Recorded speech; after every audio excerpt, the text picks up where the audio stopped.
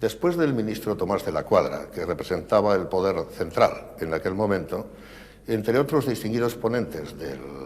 foro que está existiendo en el Parlamento de Cantabria, ha llegado para hablar el día 28 de febrero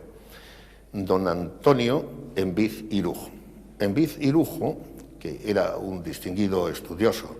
en el Max Planck, en nombre del Humboldt en Alemania, en Heidelberg, fue a Aragón para ser el primer presidente del Parlamento aragonés. Por cierto, se recuperó, seguramente esto le agrade, uno de los más emblemáticos, hoy quizás el más visitado,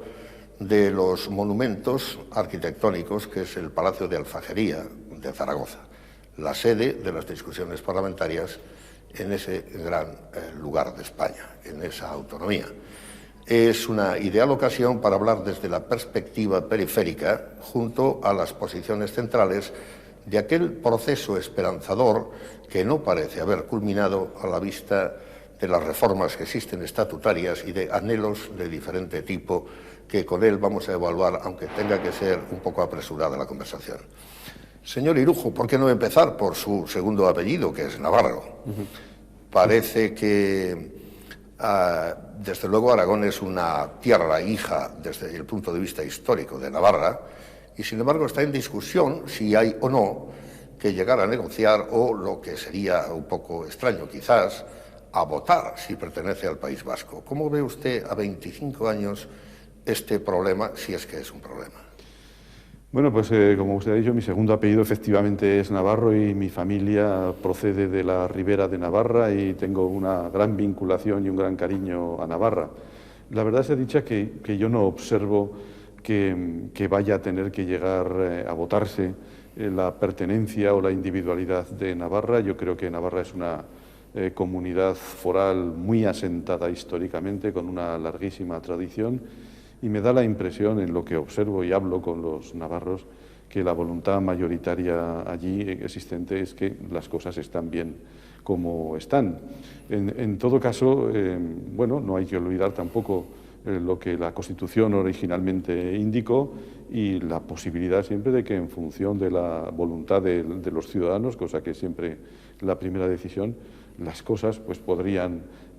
plantearse de otra forma, pero no advierto que eso sea o pueda convertirse en problema, y desde luego en mi percepción la voluntad mayoritaria de los navarros creo que está bien clara.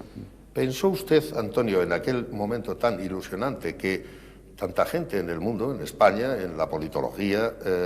ha considerado ejemplar en el proceso de pasar del antiguo régimen, para llamarlo así, a la situación del Estado de las Autonomías, que se iba a llegar tan lejos? Me refiero a que el propio estatuto de su tierra aragonesa está en este momento entre los diputados en Madrid para ser discutido. 25 años no es tanto, parecía más asentado de lo que está. ¿Cuál es honradamente la impresión que usted tiene de si se ha ido o no de las manos? No, en absoluto. Yo creo que el Estado de las Autonomías es el gran éxito de España. Nunca España ha tenido un periodo tan largo, tan prolongado de paz, de concordia entre las personas que pueblan la península ibérica, menos el trocito de Portugal. Nunca ha existido un grado de prosperidad económica y de reparto de los bienes públicos con la justicia con la que hoy en día se hace. Y sí, efectivamente, el Estatuto de Autonomía de Aragón está en este momento en su reforma a trámite en el Congreso de los Diputados. Hay que recordar que sería la tercera reforma. Se reformó en 1994, se reformó en 1996, como otras comunidades autónomas, y ahora, como otros estatutos de autonomía, pues está en un trámite parlamentario que espero que concluya bien y suponga pues una profundización en este estado tan peculiar que tenemos, esa mezcla de libertad, solidaridad, autonomía y responsabilidad, que al margen de otros esquemas más trillados de lo que significa el Estado federal o el Estado regional, pues en España hemos acertado a construir, y es responsabilidad de todos nosotros pues hacer que continúe en la misma línea que hasta el momento. Viéndolo, creo que igual que usted, aunque con una perspectiva inferior, como es natural, usted ha sido parte del proceso como algo muy ejemplar, según decía, quizás no deba esquinarse una pequeña autocrítica o crítica que ya no alcanza tanto a quienes como usted, después de una meritoria cátedra en Valencia, han regresado como un ilustre zaragozano a su tierra para enseñar.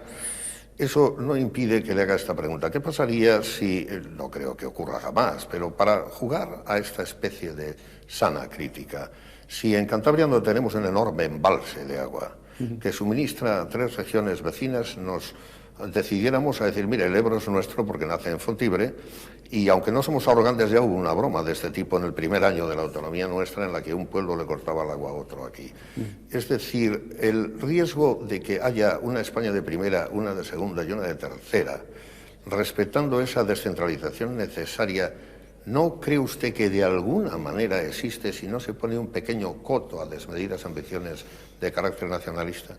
Bueno, las Españas de primera, de segunda y de tercera habría de comenzar por decir cuáles son y dónde se sitúan. Lo que sí es cierto es que yo advierto en España un gran desequilibrio territorial, una España interior pues muy vaciada desde el punto de vista poblacional. Mi tierra, por ejemplo, tiene 50.000 kilómetros cuadrados y 1.200.000 habitantes, prácticamente todos ellos o casi todos concentrados en Zaragoza. Luego el resto del territorio da una densidad de población sahariana. Y frente a esa España interior, digamos, despoblada y con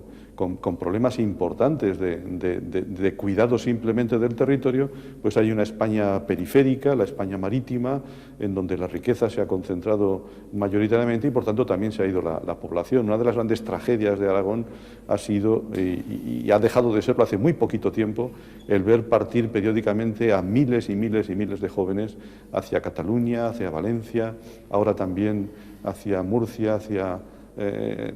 el Levante en general, el Levante feliz, el Levante que tiene pues muchas oportunidades. Yo creo que España tiene por delante, entre otras muchas cosas, una tarea de reequilibrar el territorio y de hacer que cesen las emigraciones de las Castillas, de Aragón, que han sido algo permanente a lo largo de la historia y que hay que dar a las gentes jóvenes oportunidades de futuro en el lugar donde están, si quieren usarlas y si quieren irse, pues bendita libertad de movimientos que nos permite la Constitución española, ¿no? Usted, profesor Epicilujo, fue como independiente, eso sí, con síntomas de simpatía socialista que se han confirmado después al entrar en una militancia directa, acabado su mandato, hay que recordarlo.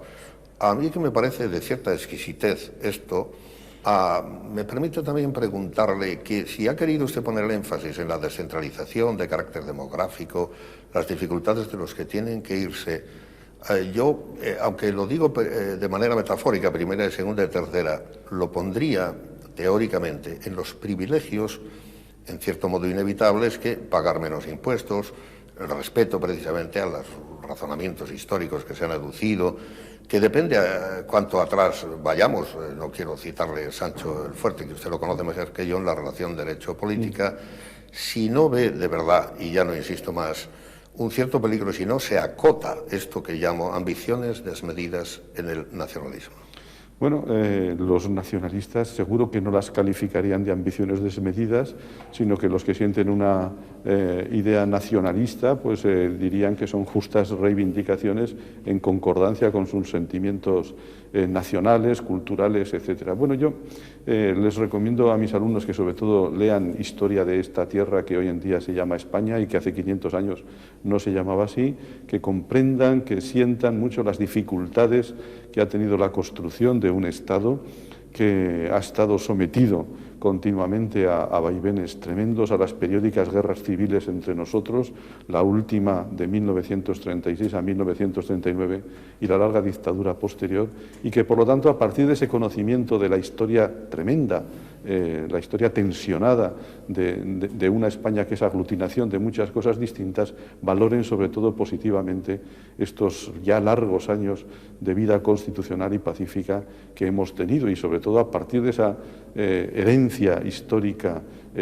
realmente muy dura para muchos de nosotros, con los recuerdos que de nuestras familias en el pasado hayan podido tener, que comprendan que merece la pena seguir la senda constitucional y merece la pena profundizar en el significado del Estado de las autonomías. Es lo que tenemos, es lo que debemos de mantener, y sinceramente yo creo que la siguiente generación está preparada para mantener el Estado en las mismas vías de libertad y de necesaria solidaridad que marca nuestra Constitución. Para que llegue usted a tiempo de la audiencia que le está esperando, creo que merece, después de haber entrado, Antonio, en lo que yo deseaba, incluso un poco sentimentalmente, una explicación de la satisfacción que tiene que producirle ver ese lugar como la Alfanjería, por cierto, de origen árabe, siendo el más visitado, de donde ocupó usted el primer trono democrático del Parlamento aragonés. Sí, la verdad se ha dicho que el Palacio de la Aljafería, la sede de las Cortes de Aragón, resume muchas inquietudes personales mías, pero sobre todo lo que es un lugar sintomático, porque allí se puede leer la historia de Aragón, que es como leer la historia de España. Las primeras piedras del Palacio de la Aljafería son del siglo IX, reyes árabes. Por allí luego pasaron los reyes cristianos cuando se tomó Zaragoza, está el Salón de los Reyes Católicos, el palacio fue sede de la Inquisición, y no hay que hurtar ese periodo de la historia de España y de Aragón, fue cárcel, fue hospital, fue lugar de defensa y hospital cuando el sitio de los franceses, otra vez lugar militar, llegó a la generación mía convertido en una auténtica ruina y hoy se ha rehabilitado completamente y se ha ubicado el Aragón contemporáneo, la sede de las Cortes de Aragón, de tal manera que cualquiera de las 250.000 personas que cada año visita el Palacio de la Aljafería puede leer y comprender perfectamente el sentido histórico de la trascendencia de una sociedad de querer vivir junta, cohesionada en torno a un determinado símbolo. Para mí es un lugar que encierra simplemente con su contemplación una gran sabiduría y, desde luego, una gran belleza. Y invito a todos los cántabros que me estén viendo que no lo conozcan a que se den un paseíto, está solamente a 4 horas y si infringen alguna regla de velocidad, hasta un poco menos, a visitar un lugar que, junto a la Basílica del Pilar tradicional, pues forman, yo creo, una ocasión buenísima para pasar un fin de semana en nuestra ciudad. Dándole la bienvenida de este medio de importancia regional que es Telecabarga, quisiera tener una especie de respuesta propina después de haberle oído. Cuando se descentraliza toda África, al fin y al cabo tampoco hace un siglo, no había muchas naciones, ya había tantas tomadas por las cosmópolis europeas que una de las más inteligentes decisiones que luego no sirvió tanto, que se han tomado para evitar luchas entre tribus, fue respetar las fronteras creadas por los países europeos. Esto me lleva a preguntarle sobre España. ¿Es o no verdad que la descentralización está en sus límites, señor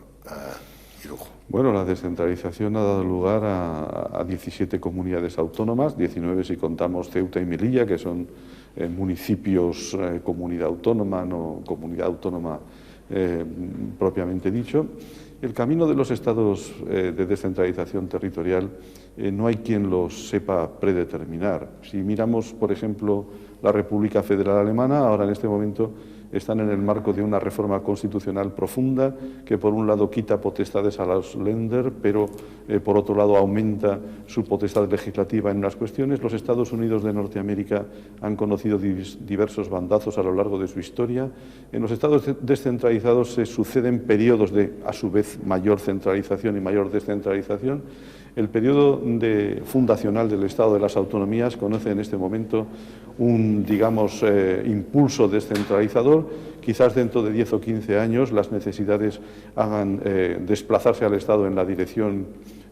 contraria, mientras sea todo decisión de los ciudadanos expresada a través de la representación política correspondiente, a mí me parecerá todo fantástico. A mí lo que me corresponde es darle las gracias, no recordar ahora lo que llama con un término casi frigorífico de las laboradoras, el señor González, a un riesgo de esta descentralización y recordar, eso sí, usted lo sabe mejor que yo, después de su paso por esa cuna universitaria que es Heidelberg, como en España hay lugares de mucha mayor profundización que la de los Länder alemanes. Muchísimas gracias, don Antonio. Gracias a ustedes.